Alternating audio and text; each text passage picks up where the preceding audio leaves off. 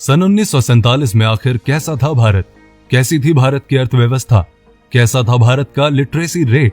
भारत को आजाद हुए 73 साल बीत चुके हैं और अब तो भारत बिल्कुल बदल चुका है। लेकिन क्या आप जानते हैं कि 73 साल पहले यानी सन 1947 में हमारा देश भारत कैसा था? आज के समय में हम इस बात की कल्पना भी नहीं कर सकते कि उस समय भारत कैसा था। लेकिन आज की इस वीडियो में मैं आपको बताऊंगा कि आजादी से पहले हमारा देश किन परिस्थितियों में था, जिन्हें जानना हर भारतीय के लिए जरूरी है। आज की वीडियो आपके लिए बहुत अलग दिलचस्प होने वाली है, इसलिए वीडियो के आखिर तक बने रहिए। तो चलिए शुरू करते हैं ये वीडियो। भारत का लिटरेसी रेट। आजादी से पहले भारत का लिटरेसी रेट केवल 12% था, यानी पूरे देश के केवल 12% लोग ही पढ़ या लिख सकते थे।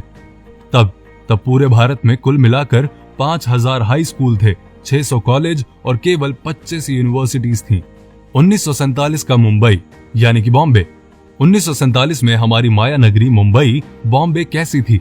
उस समय मुंबई में विक्टोरिया नाम की टुक टुक की सवारी का काफी चलन था, जिसके लिए 1 मील आने जाने के लिए 1 आना देना होता था। 1947 में मुंबई की कुल आबादी 16 लाख थी और मुंबई का इलाका केवल अंधेरी तक ही सीमित था। अंधेरी के बाहर पड़ने वाला इलाका जोगेश्वरी मुंबई के बाहर का इलाका माना जाता था। उस समय मुंबई में कुल 204 ट्रेनें चलती थीं। 1947 की भारतीय मुद्रा।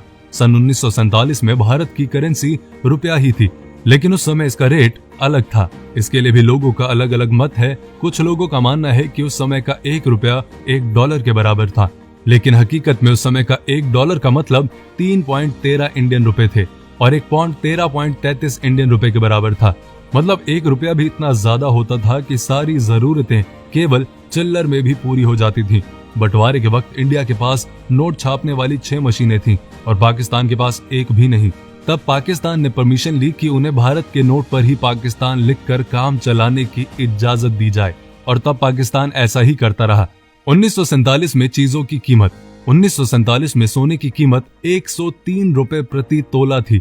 आपकी जानकारी के लिए बता दूं कि सोने की ये कीमत विश्व युद्ध के बाद बढ़ा दी गई थी। विश्व युद्ध से पहले सोने की कीमत केवल 39 रुपए थी। इसी कारण सोने की बढ़ी हुई कीमत लोगों को काफी महंगी लग रही थी। आपको जानकर ताज्जुब होगा कि उस समय लोगों की साल की कमाई 265 रुपए थी। लोग बढ़िया क्वालिटी के 1 किलो चावल 26 पैसे में खरीद लेते थे, गेहूं 24 पैसे, चीनी का रेट 57 पैसे प्रति किलोग्राम था, पानी पूरी और आलू चाट केवल 1 आने में मिल जाते थे, केरोसिन तेल 23 पैसे प्रति लीटर था और 3 रुपए में 55 किलो सीमेंट मिल जाता था। 1947 की भारतीय रेलवे। भारत में पहली बार जो ट्रेन चली वो 20 डब्बों वाली ट्रेन थी, जिसके अंदर 3 इंजन लगाए गए थे। ये ट्रेन 16 अप्रैल 1853 के दिन मुंबई के बोरी बंदर से ठाणे के बीच का सफर तय करती थी। ये ट्रेन 33 किलोमीटर का सफर 75 मिनट में तय करती थी। फिर कुछ समय के बाद रेलवे व्यवस्था में धीरे धीरे काफी सुधार किए गए और पूरे भारतवर्ष के लिए रेलवे लाइन बिछाई गई। उस समय जब अंग्रेज भारत से चले गए तब पूरे भारत की रेलवे लाइन 65,185 किलोमीटर लंबी थी, जिसमें पाकिस्तान और बांग्लादेश भी शामिल थे। और तब पूरे देश भर में ट्रेन में सफर करने के लिए पाई से कुछ आना तक का किराया चुकाना पड़ता था। उस समय देश की रेलवे व्यवस्था देसी रजवाड़ों और प्राइवेट कंपनीज के हाथों में थी, लेकिन आजादी के तुरंत बाद इसे भारत सरकार ने अपने हाथों में ले लिया था। 1947 की भारतीय मोटर गाड़ी। सन 1947 की गाड़ियों की बात करें तो उस समय तक भारत में हिंदुस्तान मोटर्स और महिंद्रा एंड महिंद्रा कंपनी की गाड़ियों ने दौड़ना शुरू कर दिया था। आपको जानकर हैरानी होगी कि उस समय पेट्रोल की कीमत मात्र 41 पैसे प्रति लीटर थी। उस समय की बस ओपन डबल डेकर और सिंगल डेकर हुआ करती थी, जिसके लिए मात्र 4 आना किराया देना होता था।